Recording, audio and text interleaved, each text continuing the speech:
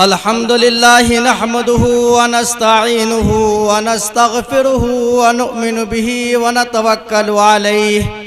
ونعوذ بالله من شرور أنفسنا ومن سيئات أعمالنا من يهده الله فلا مضل له ومن يضلل فلا هادي له ونشهد أن لا إله إلا الله وحده لا شريك له ونشهد أن سيدنا ومولانا محمدًا عبده ورسوله أما بعد فأعوذ بالله من الشيطان الرجيم بسم الله الرحمن الرحيم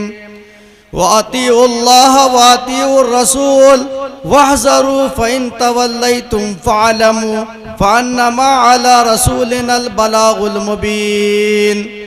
وقال تبارك وتعالى في موضع آخر إنا أكرمكم عند الله أتقاكم وقال النبي صلى الله عليه وسلم يوشك الأمم أن تداعى عليكم كما تداعى الآكلة على قصعتها قال قائل يا رسول الله من قلتي نحن يومئذ قليل قال صلى الله عليه وسلم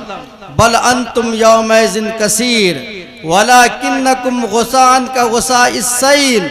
ولا ينزعن الله من صدور عدوكم المهابة منكم ولا يقذفن الله في قلوبكم الوهن قال قائل يا رسول الله صلى الله عليه وسلم ما الوهن قال صلى الله عليه وسلم الوهن حب الدنيا وكراهية الموت وقال حبيبنا كريمنا سيدنا مولانا محمد صلى الله عليه وسلم خيركم من تعلم القرآن وعلمه او كما قال حبيبنا كريمنا سيدنا مولانا محمد صلی اللہ علیہ وسلم. آج نہ مسجد ہے نہ میں ہے نہ میں خانہ ہے، آج نہ مسجد ہے نہ میں ہے نہ میں خانہ ہے، آج بدلا ہوا میں خانہ کا میں خانہ ہے. یک بیک بدلی زمانہ نے یہ کروٹ کیسی،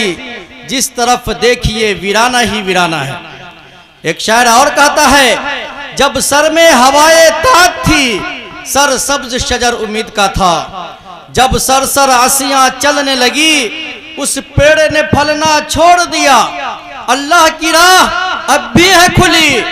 آثار و نشاں سب قائم ہے، اللہ کے بندوں نے لیکن اس راہ پہ چلنا چھوڑ دیا. برادران اسلام، معزز سامعین کرام، پردہ میں رہنے والی ہماری اسلامی ماں اور بہنیں، اللہ رب العزت کا بے انتہا شکر اور احسان ہے کہ اس خدائے وحدہ لا شریک نے ہم کو اور آپ کو انسان بنایا، اور انسان کے ساتھ ساتھ اللہ رب العزت نے ہمارے اوپر یہ احسان فرمایا کہ وہ اپنا بندہ بنایا، اور سب سے بڑا کرم یہ کیا کہ جناب محمد رسول اللہ صلی اللہ علیہ وسلم کا امتی بنایا. حضرات گرامی، سب سے بڑی تعریف اس خدائے وحدہ لا شریک کی ہے. اسی کے کلام سے ہم اپنی بات کا آغاز کرتے ہیں. اللہ رب العزت کے قرآن مقدس کی آیت کریمہ سے میں نے کچھ آیت پڑھی ہے. اللہ رب العزت ارشاد فرماتے ہیں وَأَطِيعُوا اللَّهَ وَأَطِيعُوا الرَّسُولَ،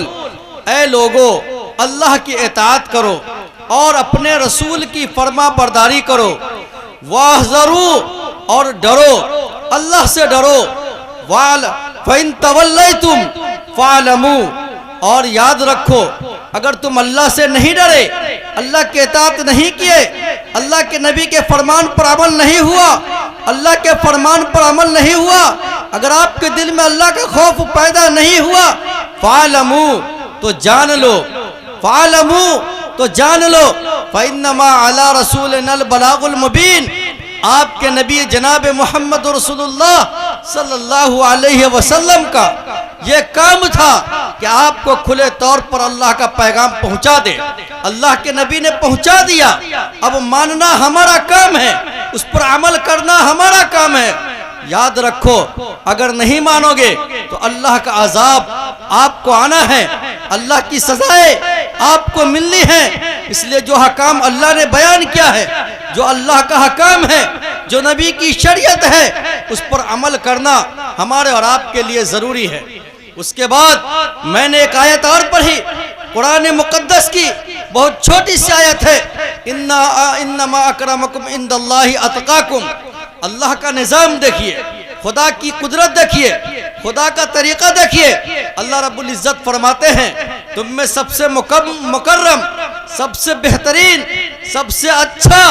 اور سب سے اچھا آدمی وہ ہے، سب سے اچھا آدمی وہ ہے، سب سے مکرم آدمی وہ ہے جو اللہ کے نزدیک سب سے اچھا ہے، اللہ سے ڈرنے والا ہے، اللہ کے نزدیک مقرب ہے، اللہ کو پسندیدہ ہے، اللہ کے نزدیک مقبول ہے۔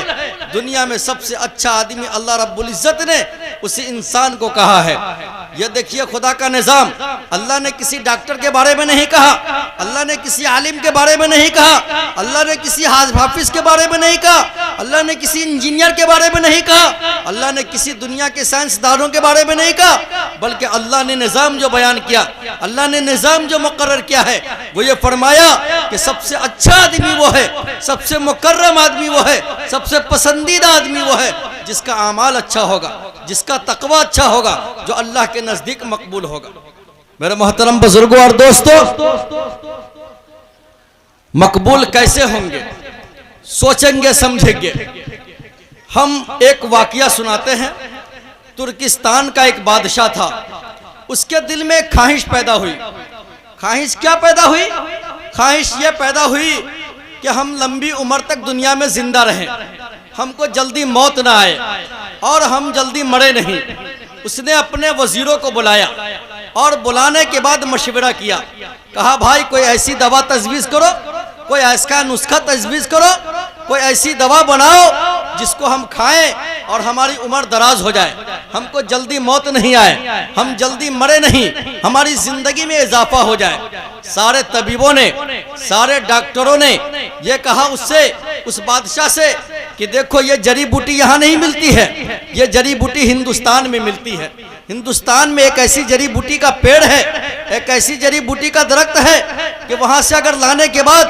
اس کی دوائی بنائی جائے تو آپ کی عمر لمبی ہو سکتی ہے، آپ کی عمر دراز ہو سکتی ہے،